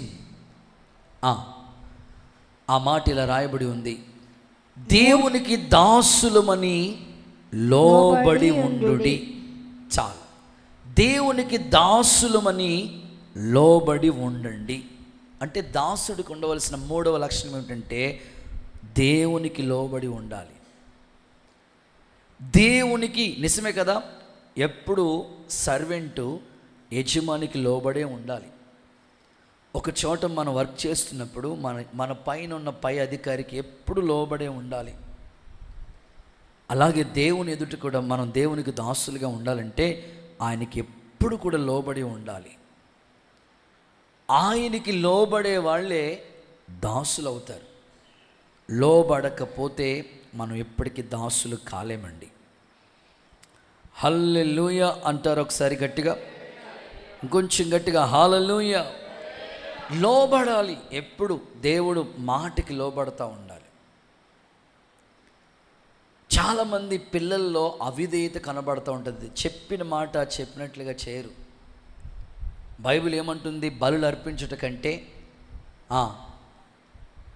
పొట్టేళ్ళు అర్పించుట కంటే మాట వినుట శ్రేష్టం. మాట వినడమే లోబడటం. బైబిల్లో ఎన్నో సందర్భాలు, ఎస్తేరుని మీరు చూడండి, రాణి అవ్వకముందు లోబడింది మొర్దెకైకి, రాణి అయిన తర్వాత కూడా లోబడుతూనే ఉందంట. రాణి స్థానం తన జీవితంలో అడ్డు రాలేదు, లోబడుతూనే ఉంది. ఈరోజు మీ ఆత్మీయ జీవితాల్లో కూడా దాసులు, దేవునికి ఒక దాసులుగా మనం మారాలంటే లోబడటాన్ని బట్టే మనం దేవునికి దాసులు అవ్వగలుగుతాం. ఏ రోజు దేవుడు నీతో వాక్యం ద్వారా మాట్లాడారనుకోండి, ఆ మాటకి వెంటనే లోబడి, ప్రభా ఈ మాట నా కొరకే నువ్వు ఇచ్చావు, నేను ఖచ్చితంగా లోబడతాను. చూడండి, ఆ మాటలు మీకు చదివిస్తాను. ఎస్తేరు పుస్తకం 2:20. ఎస్తేరు గ్రంథం 2వ అధ్యాయం 20వ వాక్యం. మొర్దెకై యొక్క పోషణమందున్న కాలం చేసినట్టుగానే ఓకే, ఇప్పుడును అతని మాటకు ఆమె లోబడుచు ఉండేది. ఇప్పుడు ప్రెసెంట్ ఇప్పుడు లోబడతా ఉంది. ఒకప్పుడు లోబడింది, రాణి అవ్వకముందు. పెంచాడు కదా తండ్రి కాబట్టే ఓకే. ఇప్పుడు రాణి అయ్యింది కదా, లేదు, తన స్థితి మారినా లోబడుతూనే ఉంది, విధేయత చూపిస్తూనే ఉంది. మన ఆత్మీయ జీవితంలో ప్రత్యేకంగా దేవుడు మాటకి మనం ఎప్పుడు లోబడుతూ ఉండాలి, లోబడుతూనే ఉండాలి. ఈరోజు మేము మార్నింగ్ ఒక ప్రేయర్ మీటింగ్కి వెళ్ళి వచ్చాం. వచ్చిన వెంటనే 2 కల్లా వస్తాం. మళ్ళీ 3 కల్లా మనకి ప్రేయర్స్ వ్యక్తిగతంగా ప్రేయర్ చేసుకుంటాం కనుక త్వరగానే వచ్చేసాం. వచ్చిన వెంటనే ఒక దైవజనులు గుంటూరు దగ్గర మాచర్ల అనే ప్రాంతం నుంచి ఒక దైవజనుడు వచ్చారు. వారు సేవా అనుభవాలు ఇంచుమించు ఒక 1 అవర్ మాతో ఉన్నారు. ఆయన చాలా వాళ్ళ తండ్రి గారు ఎలా సేవకు వచ్చారో చాలా విషయాలు ఆయన చెప్తూ ఒక మాట చెప్పారు. ఆ మాట ఏమిటంటే, వాళ్ళ నాన్నగారు వాళ్ళ సొంతూరు మనుగూరు అంట. మనుగూరు అనే ప్రాంతం, భద్రాచలం దగ్గర మనుగూరు. దేవుడు ఆయన పుట్టిన ఊరు మనుగూరు. ఆయనకి జాబు వైజాగ్ దగ్గర స్టీల్ ప్లాంట్లో జాబ్ వచ్చిందంట. ఆయనకి జాబ్ నిమిత్తమై ఆ ప్రాంతానికి వెళ్ళి అక్కడ జాబ్ చేస్తూ ఉంటుంటే, దేవుణ్ణి వెంబడిస్తూ ఉంటుంటే, దేవుడు తన సేవకి పిలిపించి, నువ్వు సేవ చేయాలి నా కుమారుడా, నేను నిన్ను ఏర్పాటు చేసుకున్నాను అని దేవుడు తన స్వరం ద్వారా మాట్లాడారట. అంతే, స్టీల్ ప్లాంట్లో ఉద్యోగం అంటే ఎంతో అమౌంట్ వస్తుంది ఆయనకి. అంతే, దేవుని మాటకి లోబడి తాను తన భార్య ఆ ప్రాంతం విడిచిపెట్టేసి దేవుడు చూపించే మాచర్ల అంటే గుంటూరు దగ్గర ఈ మాపరాళ్ళు ఉంటాయి చూసారండి, ఎక్కువగా అక్కడి నుంచి వస్తూ ఉంటాయి. అన్ని ప్రాంతాలకి అక్కడి నుంచే ఎక్స్పోర్ట్ అవుతూ ఉంటాయి. ఆ ప్రాంతానికి వెళ్ళి సేవ ప్రారంభించారట. ఆయన మాట్లాడుతూ దేవుడు మా నాన్నగారితో మాట్లాడినప్పుడు వెంటనే లోబడ్డాడండి. ఆయన సేవ ప్రారంభం వాళ్ళ స్థితి ఎలా ఉందంటే, చిన్నగా సేవ ప్రారంభించారంట. చిన్నగా ప్రారంభిస్తే 2 రోజులు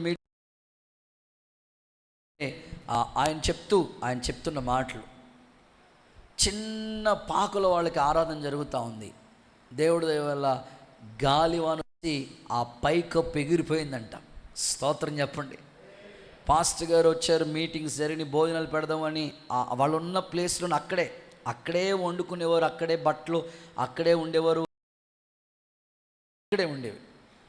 సో మరలా ఆదివారం ఆరాధన వస్తే ఆ సామాన్లన్నీ బయట పెట్టుకుని మరలా అందులో ఆరాధన చేసుకుంటూ ఉండేవారు. దైవజనులు వచ్చారంట దేవుని వాక్యం అందించడానికి చేద్దామని వస్తే చూస్తే ఇలా కూర్చుంటే పైన కప్పు లేదు. ఎక్కడికి వెళ్ళిపోయిందో పై కప్పు అని అడిగారంట. పైకప్పు గాలివానికి ఎగిరిపోయింది అయ్యా అని. సరే కూర్చోండి, మీకు భోజనం పెడతామని పాస్టర్ గారిని అలా కూర్చోబెట్టారంట. భోజనం పెడదామని అలా చూస్తూ ఉంటుంటే వాళ్ళ కొరకే, పాస్టర్ గారి కొరకే వండిన భోజనం కుక్కలు కిస్మిస్ పండుగ చేసుకున్నాయంట. మొత్తం పాత్రలతో కూడా తినేసినాయి అంట. అస్సలే ఏమీ లేదు, పాత్రలతో కూడా ఖాళీ అయిపోయిందంట. ఇప్పుడు భోజనం పెట్టాలి పాస్టర్ గారికి. ఆ టైంలో ఎట్లా వస్తుంది భోజనం? అసలు ఆలోచించండి, ఆ టైం చూడండి. అంటే దేవుని మాటకి లోబడితే దేవుడు ఏదైనా చేస్తాడండి. రాత్రి 10 అవుతుంది, మీటింగ్ అంతా అయిపోయింది, వర్షం పడతా ఉంది. అలాగే అక్కడే వాళ్ళు ఉన్న కొంచెం చిన్న బరకం కట్టుకుని ఆరాధన చేసుకుని ఆ ప్లేస్లోని భోజనం పెడదామంటే ఉన్న వాళ్ళ కొరకే వండిన భోజనం కూడా కుక్కలు తినేసినాయి అంట. ఆ సమయాన్ని దేవుని మాటకి లోబడి వెళ్ళాడు కనుక, ఆ ఉద్యోగం విడిచిపెట్టేసి వెళ్ళాడు కనుక, ఆ రాత్రి సమయంలో ఎప్పుడో దేవుని నమ్ముకున్న సహోదరి అప్పుడప్పుడు మందిరానికి వస్తుందంట. ఆమెకి ఎందుకో ఎంత క్యారేజ్ ఉండి పాస్టర్ గారికి కట్టుకెళ్ళని ప్రేరేపణించాడంట దేవుడు. స్తోత్రం చెప్పండి సార్. ఆ అర్ధరాత్రి ఇంత క్యారేజ్ పట్టుకొచ్చి వీళ్ళు వండిందైతే ఒక కూరే, ఆ తల్లి ఆ క్యారేజ్లో 6 కూరలు వండుకొని పట్టుకొచ్చిందంట పాస్టర్ గారికి. స్తోత్రం చెప్పండి ఒకసారి. పట్టుకొచ్చి అక్కడ ఉండి, పాస్టర్ గారు అండి భోజనం పట్టుకొచ్చానండి అని. ఆవిడ బాప్తీసం తీసుకోలేదంట. భోజనం పట్టుకొచ్చాను, నువ్వు బాప్తీసం పొందుతాను కానీ నేను తిన్నానంటాడంట ఆయన. అసలే భోజనం లేదురా బాబు, ఉన్న భోజనం కుక్కలు పట్టుకెళ్ళిపోతే ఇప్పుడు ఏంటరా బాబు అని కూడా అడ్జస్ట్ అవ్వాలి కదా. మీరు అన్నారు కదండి రేపే పొందేస్తానండి, మీరు తినండి పాస్టర్ గారు, మీకోసం పట్టుకొచ్చారని పట్టుకొచ్చిందంట. అప్పుడు వాళ్ళ అబ్బాయి చిన్నోడు అన్నమాట, ఆ పాస్టర్ గారు చిన్నోడు. నిజంగా ఇది దేవుడి కార్యమే, దేవుడు మమ్మల్ని పిలిచాడు. ఈ సమయంలో మా నాన్నగారు దేవుని మాటకి లోబడి వచ్చాడు కనుకనే ఈ కార్యం మాలో జరిగింది. ఇప్పుడు వాళ్ళ సంఘం 120 పొడవంట, 60 వెడల్పంట, ఎకరం స్థలం ఇచ్చాడంట దేవుడు. స్తోత్రం కొట్టండి చప్పట్లో ఒకసారి యేసయ్య. నేనంటాను దేవుని సేవకుడిగా, నేనంట దేవుని మాటకి లోబడితే ఏమైనా చేస్తాడండి దేవుడు. ఈరోజు చాలామంది దేవుని మాటకి లోబడే కదండి అన్నీ వదులుకొని దేవుని వెంబడించేది. దేవుని మాట, నీతో దేవుడు ఏదైనా మాట్లాడితే వెంటనే లోబడటం నేర్చుకోవాలి. బైబిల్ ఇలా చెప్తుంది, చూద్దాం ఒకసారి. కొలస్సీ పత్రికలో 3:23 చదవండి. కొలస్సీ 3:23 చదివితే అక్కడ ఇలా చెప్పారు ప్రభు. ఏమన్నాడు? మాట్లాడుతూ ఏమన్నాడు తెలుసా? మీరు ఏది చేసినా, ఆ మాట చదువు నాన్న. మీరు ఏది చేసినా, 22 నుంచి చదువు నాన్న. 22. మీరు ఏది చేసినా మనుషులకు చేసినట్లు కాదు, దేవునికి చేసినట్లుగా మనస్ఫూర్తిగా చేయండి. 24 కంటిన్యూస్ చూస్తా మాటలు. ప్రభువు వలన స్వాస్థ్యాన్ని మీరు పొందాలనుకున్నారు కదా, గనుక మీరు ఏది చేసినా అది మనుషుల నిమిత్తం, మనుషుల కోసం కాదు, ప్రభు నిమిత్తం అని మనస్ఫూర్తిగా చేయండి. మీరు ప్రభు అయిన క్రీస్తుకు మీరు దాసులుగా ఉన్నారు కదా, మనస్ఫూర్తిగా మీరు చేయండి. అంటే సేవ చేసేటప్పుడు మనస్ఫూర్తిగా, సండే స్కూల్ పరిచయం చేయాలంటే మనస్ఫూర్తిగా, వంటల దగ్గర పరిచర్య మనస్ఫూర్తిగా, ఏది చేసిన దేవునికి లోబడి మీరు మనస్ఫూర్తిగా చేయండి. మీ స్థితిని దేవుడు ఆశీర్వాదకరంగా మార్చుతాడు. ప్రభు అట్టి కృప మీకు దయచేయను గాక.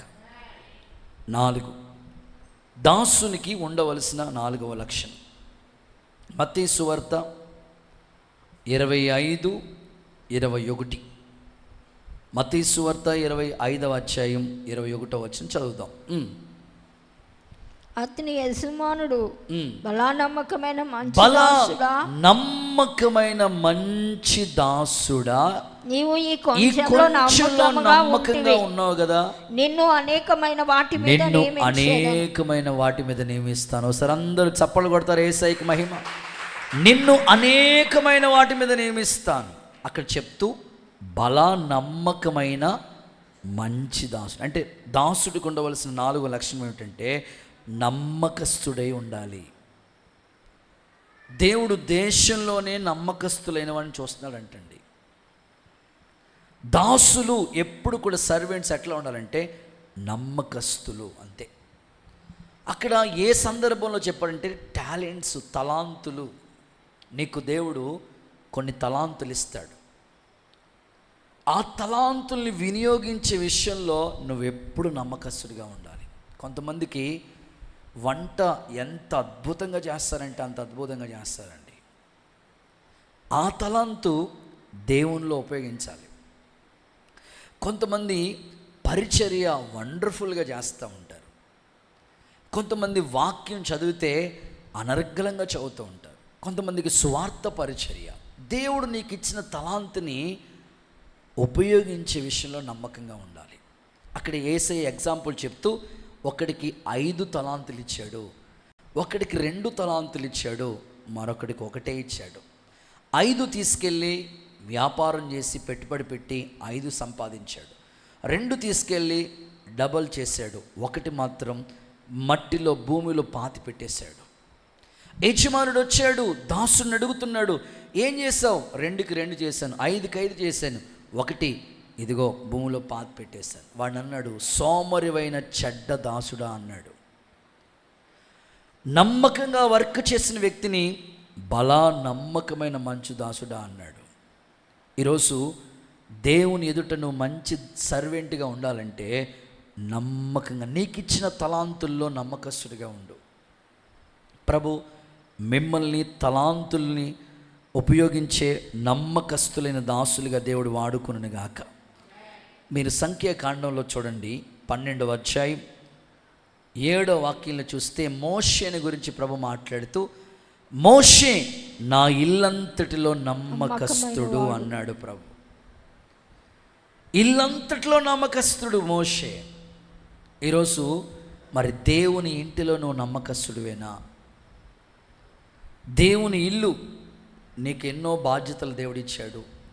ఆ ఇంటిలో ఎప్పటికీ మనం నమ్మకస్తులుగానే ఉండాలి. అబ్రహాము ఇంట 318 మంది ఉన్నారండి నమ్మకస్తులు. వెళ్ళి యుద్ధం చేయి అంటే వెళ్ళారు వాళ్ళు. ఈరోజు ఈ ఇంటిలో కూడా దేవుడి సందులో మీలో చాలామంది నమ్మకస్తులు ఉన్నారు. మరణం వరకు మనం నమ్మకస్తులుగా దేవుని కొరకు సాక్షులుగా బ్రతుకుదుముగాక. చేతుల పైకెత్తి ఒకసారి హల్లెలూయా చెప్తారా? ఒక సందర్భం చెప్తాను మీకు. ఒక యజమాని ఒక వ్యక్తిని పిలిచి, నేను ఊరెళ్తున్నాను, దేశాంతరం వెళుతున్నాను, నేను వచ్చే వరకు నువ్వు నీకు అప్పగించిన వాటిని జాగ్రత్తగా కాపాడు అని చెప్పారట.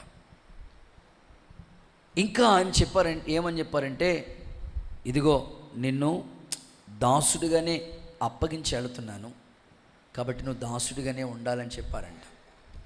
ఆ యజమాని వెళుతూ ఏం చెప్పారంటే, ఇదిగో ఈ ఇల్లు నీ చేతులకు అప్పగించి వెళుతున్నాను.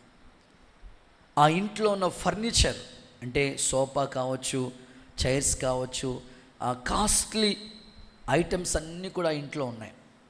ఇవి కూడా నీకు అప్పగించి వెళుతున్నాను. నువ్వు సర్వెంట్గా దీన్ని కాపాడే బాధ్యత నీది. అంత మాత్రం అక్కడ ఆగలేదు. కొంచెం లోపల తీసుకెళ్ళి అక్కడ చిన్న కొలను లాంటిది ఉంటే అందులో విలువైన చేపలు కూడా ఉన్నాయి. వీటిని కూడా నువ్వు భద్రంగా కాపాడాలి. చుట్టూ కాంపౌండ్ వాళ్ళు, గేటు, తాళం అన్నీ అతని చేతికిచ్చి, బీరువా తాళాలతో కూడా అతని చేతికి అప్పగించి, నేను వెళుతున్నాను, మరలా వస్తాను, వచ్చే వరకు కూడా నువ్వు వీటిని భద్రంగా కాపాడాలి, నమ్మకంగా కాపాడాలని ఆ యజమానుడు దాసుడికి చెప్పేసి వెళ్ళిపోయాడంట. వెళుతూ చెప్పి, ఒకవేళ ఎవరైనా వచ్చి నన్ను అడుగుతారు ఇది ఎవరిది అంటే, నాకు దీనికి యజమానుడు ఉన్నాడు, యజమానుడిది నాకు అప్పగించాడు, నేను దీన్ని కాపాడాలి అని చెప్పు. ఈ కొలంలోకి వస్తారు, చేపలు పట్టుకుని వెళ్దామని అనుకుంటారు, ఇది కూడా నాది, యజమానుడు అప్పగించాడు, దీన్ని నేను కాపాడాలి అని చెప్పు. సరే అని ఆ యజమానుడు అతను దాసుడికి అప్పగించేసి వెళ్ళిపోయాడట. వెళ్ళిపోయి 1 వీక్, 2 వీక్స్, 3 వీక్స్, 4 వీక్స్, నెల, 2 నెలలు, 3 నెలలు, 6 నెలలు, 10 నెలలు, సంవత్సరం అయిపోయింది, ఫోన్ కాల్స్ లేవు. 1.5 ఇయర్ అయిపోయింది, ఫోన్ కాల్స్ లేవు. 2 ఇయర్స్ అయిపోయింది, కమ్యూనికేషన్ గ్యాప్ వచ్చేసింది. ఈ సర్వెంట్ అనుకుంటున్నాడట, నాకు అప్పగించి వెళ్ళిన యజమానుడు ఫోన్ అందుబాటులో లేడు, ఫోన్ పనిచేయట్లేదు, అప్పుడే 2 సంవత్సరాలు అవుతుంది నాకు అప్పగించేసి వెళ్ళిపోయి, యజమానుడు రావట్లేదు, ఇక ఏం లేడేమో, రాడేమో అని అనుకుని ఆ యజమానుడు ఉన్న వస్తువులు, అతని వస్త్రాలు అక్కడ తగిలించుంటే ఆ యజమానుడు వస్త్రాలు ఇతను ధరించుకోవటం ప్రారంభించాడంట. యజమానుడు కూర్చునే కుర్చీలో ఇతడు కూర్చోవటం ప్రారంభించాడంట. యజమానుడు పడుకునే మంచం మీద ఇతడు పడుకోవటం ప్రారంభించాడు. అలాగా ఆ ఇంటికి సంబంధించినవన్నీ, ఇక నా యజమానుడు 2 సంవత్సరాలు అయిపోయింది, ఇక దొరకడు, రాడు, ఈ వస్తువులు, ఈ ఆస్తి, ఈ అంతస్తు, హోదా అంతా నాదే అనని. ముందు ఎవరైనా ఈ 2 సంవత్సరాలు ఎవరైనా వచ్చి అడిగితే, యజమానుడు ఉన్నాడయ్యా, వస్తాడయ్యా, ఇది నేను జస్ట్ కాపలా కాయటమే అని చెప్పేవాడట. 2 సంవత్సరాలు అయిపోయిన దగ్గర రాలేదు కదా, ఇది నాదే అని అన్నట్లుగా ఫీల్ అయ్యి అన్నింటిలో తనే యజమానుడిగా మారి అన్నీ స్వాధీనం చేసుకున్నాడంట. చాలామంది వచ్చి అడుగుతున్నారంట, ఇది ఎవరిదయ్యా? ఇదయ్యా నాదేనయ్యా. ఒకేలా ఎంత కొన్నావు ఈ ఫర్నిచర్ అంటే చెప్తా ఉన్నాడంటే, ఇలా వచ్చిన వాళ్ళందరికీ ఇది నాదేనయ్యా, నాదేనని చెప్తున్నాడంట. అలా 2 సంవత్సరాలు గడిచిపోయింది. 2.5 సంవత్సరాలు గడిచినప్పటికీ ఒక ఆయన మారు వేషంలో వచ్చాడు. స్తోత్రం చెప్పండి గట్టిగా. మారు వేషంలో విగ్గు పెట్టుకుని ఆ మొత్తం అన్నీ మార్చేసుకుని మారు వేషంలో వచ్చాడు. వచ్చి అతని దగ్గరికి వచ్చి అడిగాడంట, బాబు ఈ ఇల్లు ఎవరిది? దీని యజమాని ఎవరు? వానరు ఎవరు? ఎవరిదంటావేంటి? ఇక్కడికి వచ్చి ఎవరిదంటావేంటి? నాదే. ఈ సోఫా సెట్ నాదే. ఈ కొలను ఎవరిది? నాదే. ఆ చేపలు ఎవరి? నాదే. అప్పుడు అసలైన ఆ మారు వేషం తీసి అలా చూపించాడంట. అమ్మో, మా ఓనర్ గారు వచ్చేసారా? వెంటనే అన్నాడంట, బాబు నీకు దాసుడు అని అప్పగించాను, నీకు నువ్వు సర్వెంట్గా వచ్చావు, ఇది నేను నీకు అప్పగించి వెళ్ళాను, నేను వచ్చే వరకు దీన్ని కాపాడమని వెళ్ళాను, నువ్వు దీని మీద బాధ్యత తీసుకోకుండా ఎలా పడితే అలా చేసేసావు అనని అతన్ని ఆ ఇంటి నుంచి పంపించారంట, బయటికి పంపించేశారంట. ఈ కథ యొక్క సారాంశం ఏమిటంటే, మనకు కూడా దేవుడు కొన్ని తలాంతులు ఇచ్చాడు. దేశాంతరం వెళ్ళాడు ప్రభు, మళ్ళా రాబోతున్నాడు. అని వచ్చినప్పటికీ లెక్క అడుగుతాడు, నీకు ఇచ్చిన తలాంత్ ఏమైంది, ఎక్కడ నీకు ఇచ్చిన తలాంత్ ఎక్కడ ఉంచావు? నీకు సండే స్కూల్ చెప్పే భారం ఉందా? ఏది ఆ సండే స్కూల్ పరిచర్య? సువార్త చెప్పే పరిచర్య ఉందా? ఏది ఆ తలాంత్ ఏమైపోయింది? కనుక నమ్మకస్తులుగా మనం సాగిపోదాం. అట్టి కృప దేవుడు మనకి దయచేయను కనుక గట్టిగా చెప్పండి ఆమేనని. చాలా మాటలు ఉన్నాయి, టైం అయిపోయింది. రెఫరెన్స్లు ఇచ్చేసి ముందుకెళ్ళిపోతాను. 5వది ఎఫెసీ పత్రిక 6:6 దాసులకి ఉండవలసిన లక్షణం. ఎఫెసీ 6:6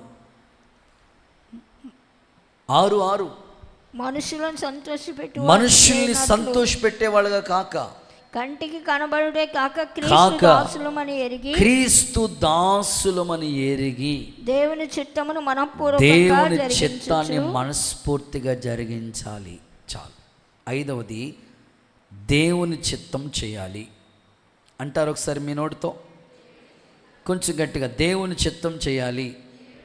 వాళ్ళే దాసులు. ఇప్పుడు యజమాని ఏం చెప్తే అది చేసేదే కదా దాసులు అంటే. మనందరికి యజమాని ఆయన కాబట్టి ఆయన చిత్తమే మనం చేయాలి. బాబీలు గోపురం ఎందుకు కట్టలేకపోయారు? అది దైవ చిత్తం కాదు. వాళ్ళు పేరు సంపాదించాలని కడదాం అనుకున్నారు వాళ్ళు. ప్రియులారా, మన ఆత్మీయ జీవితంలో దేవుని చిత్తమే. ఇంకా చెప్పాలంటే కొలస్సీ పత్రిక 4:12 అక్కడ ఒక వ్యక్తి ఉంటాడు, ఆయన పేరు ఎపఫ్రా. ఎపఫ్రా ఏమని ప్రార్థన చేస్తున్నాడు? 4:12 చూస్తే, మీలో ఒకడు యేసుక్రీస్తు దాసుడైన ఎపఫ్రా మీకు వందనాలు చెప్తున్నాడు. మీరు సంపూర్ణులు, ప్రతి విషయంలో దేవుని గూర్చిన సంపూర్ణ నిశ్చయత కలిగి నిలకడగా ఉండాలని ఎల్లప్పుడూ మీ కొరకు ప్రార్థనలో పోరాడుతున్నారు. అంటే సంఘంలో ప్రతి వ్యక్తి ఎలా ఉండాలో తెలుసా? దేవుని చిత్తాన్ని నిశ్చయముగా నెరవేర్చాలి. అలాగ ఉండాలని ఎపఫ్రా దేవుని దాసుడిగా ఉండి ప్రార్థిస్తూ ఉన్నాడు. నా ఆశ, నా ప్రార్థన, మనందరం కూడా దేవుని చిత్తాన్ని నెరవేర్చుదుముగాక. గట్టిగా చెప్తారా? ఆమేన్. రైట్. 6వది సమూయేలు మొదటి పుస్తకం 3వ అధ్యాయం 9వ వాక్యం చూస్తే ఇక్కడ ఒక మాట కనిపిస్తుంది. మొదటి సమూయేలు 3:9 నీవు పోయి పండుకోము, ఎవరైనా నిన్ను పిలిచిన యెడల యెహోవా నీ దాసుడు ఆలకిస్తున్నాడు, ఆజ్ఞిమ్ము అని చెప్పి సమూయేలుతో అనగా. చూడండి, ఆ సందర్భాలు మనం చూస్తే దాసుడు ఉండే 6వ లక్షణం ఏమిటంటే పరిచర్య చేసేవాడు. పరిచర్య చేయాలి. దాసుడు ఎప్పుడు కూడా పరిచర్య చేయాలి. సమూయేలు నిజంగా సిలోహు ప్రార్థన మందిరంలో వాళ్ళ అమ్మ తీసుకెళ్ళి పాలు విడిచినప్పుడు తీసుకెళ్ళి సమర్పించేస్తే ఎంత పరిచర్య చేశాడండి సమూయేలు. దీపం మారిపోకుండా మందిరంలో ఎంతో పరిచర్య చేశాడు. యెహోషువ మోషే తర్వాత గొప్ప నాయకుడు అయ్యాడంటే ఆ మోషే దగ్గర పరిచర్య చేశాడు. పౌలు దగ్గర తిమోతి పరిచర్య చేశారు. దాసులంటే ఎప్పుడు పరిచర్య చేసేవాళ్ళండి. మీలో ఎవరైనా గొప్ప అవ్వాలంటే వాళ్ళు పరిచారకులై ఉండండి అని ప్రభు చెప్పాడు. దేవుని బిడ్డలు ఎప్పటికీ మంచి పరిచారకులుగా మీరు మార్చబడుదురుగాక. రైట్. 7వ మాట 7th one ప్రకటన పుస్తకం 22:4. ప్రకటన ది బుక్ ఆఫ్ రివల్యూషన్ 22:4. ఆయన దాసులు ఆయన సేవించుచు ఆయన ముఖ దర్శనం చేస్తా. 22:4లో ఈ మాట ఉంది. చివరిగా దేవుని ముఖ దర్శనం చేసేవారు, దేవుని ముఖ దర్శనం చేయాలి. దాసులంటే ఆయన దాసులు ఆయన్ని సేవిస్తూ ఆయన ముఖ దర్శనం చేస్తారు. దేవుడు మనల్ని పిలిచింది ఎందుకో తెలుసా? ఆయనతో ఉండాలి మనం, ఆయన ముఖ దర్శనం చేయాలి, ఆయన స్వరూప దర్శనం మనం చూడాలి. యోహాను యేసుక్రీస్తుకి దాసుడు. ఎంత కృప ఇచ్చాడో తెలుసా? యోహానికి జరగబోయే సంగతులన్నీ తెలియచేశాడు. ప్రకటన గ్రంథం ప్రభుచిత్తమైతే ఈ 40 days ఇప్పుడు మనం యోధా పత్రిక నేర్చుకుంటా ఉన్నాం. రాబోయే కాలాల్లో ప్రకటన గ్రంథాన్ని గురించి కూడా మనం ధ్యానం చేయబోతున్నాం. దేవుడికి స్తోత్రం. జరగబోయే సంగతులన్నీ కూడా తెలియచేశాడు దేవుడు. అతనికి ఎన్నో ప్రత్యక్షతలు ఇచ్చాడు. ఈరోజు ఆత్మీయులైన మీ జీవితంలో కూడా ముఖ దర్శనం, దేవుని ముఖ దర్శనం చేసుకునే కృప దాసులకి ఎంతకన్నా ఇంకేం భాగ్యం ఉంటుంది? యథార్థవంతులు ఆయన ముఖ దర్శనం చేస్తారు అని రాయబడి ఉంది బైబిల్లో. అలాగా ఆయన స్వరూప దర్శనాన్ని చూసుకునే కృప దేవుడు మనందరికీ దయచేసి ఆయనకి దాసులుగా బ్రతికే కృప దేవుడు మనకు అనుగ్రహించునుగాక. నేను ముగిస్తున్నాను. విన్న పాఠం ఒక్క నిమిషంలో గుర్తు చేయండి ఒకసారి. యోధా ఎలా ఉన్నాడు చెప్పండి? యేసుక్రీస్తు ప్రభుకి దాసుడుగా ఉన్నాడు. మనం కూడా దాసులుగా ఉండాలి. ఎందుకంటే యేసుక్రీస్తు ప్రభువే పరలోకాన్ని విడిచిపెట్టి దాసుని రూపాన్ని ధరించి భూమి మీదకి వచ్చాడు. శిష్యులు పాదాలు కడిగేంతగా ఆయన తగ్గించుకున్నాడు. మనం దాసులుగా ఉండాలంటే దాసులకు ఉండే 7 లక్షణాలు చెప్పాను. చెప్పండి. 1, యజమాని సంతోషపెట్టి ఘనపరిచే వ్యక్తే దాసుడు. 2, మెలకుగా ఉండేవాడే దాసుడు. 3వది లోబడేవాడు. 4వది నమ్మకస్తుడు. 5వది దేవుని చిత్తాన్ని చేసేవాడు. 6వది పరిచర్య చేసేవాడు. 7వది ముఖ దర్శనం చేసేవాడు. ఇది దాసుడికి ఉండే లక్షణాలు. మనలందరికీ ఈ లక్షణాలు ఇచ్చి మనల్ని దేవునికి దాసులుగా మార్చునుగాక. ఆమేన్. ఈ మాటలు దేవుడు మన వెనుకల్లో దీవించునుగాక. గుడ్. అందరు లేచి నిలబడదాం, ప్రార్థన చేసుకుని ఈ కూడికను మనం ముగించుకోబోతున్నాం. ప్రభు ఇచ్చిన సందేశం కొరకు 2 చేతులు చాపి ఆగకుండగా 2 నిమిషాలు స్తోత్రం స్తోత్రం స్తోత్రం అని చెప్పండి గట్టిగా.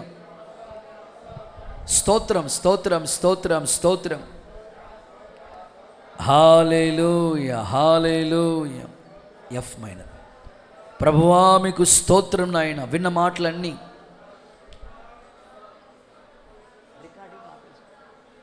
ప్రభు దగ్గర మనం